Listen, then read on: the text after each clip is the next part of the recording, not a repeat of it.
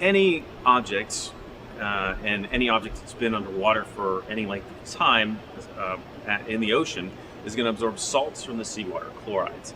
Archaeological objects are going to absorb these because if they've been there for 50, 100, 150 years, they're going to absorb the chlorides from the seawater. And that is the biggest challenge when you're dealing with maritime archaeology, how to take care of that.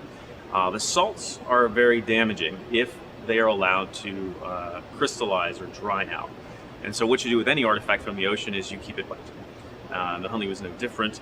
The plan from the very beginning, once it was decided to recover the submarine, was to treat it and conserve it and remove these chlorides. But until that happens, you have to keep your object wet. And so that's a challenge.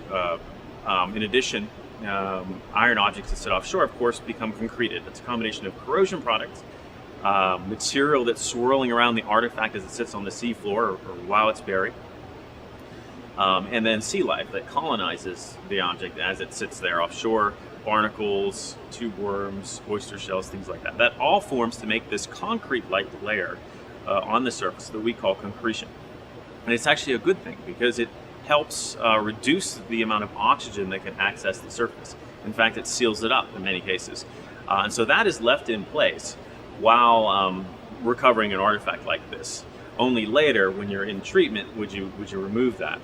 And so the challenge for us was to recover the submarine, keep it stable, and spray it down while transporting it so that it did not dry out.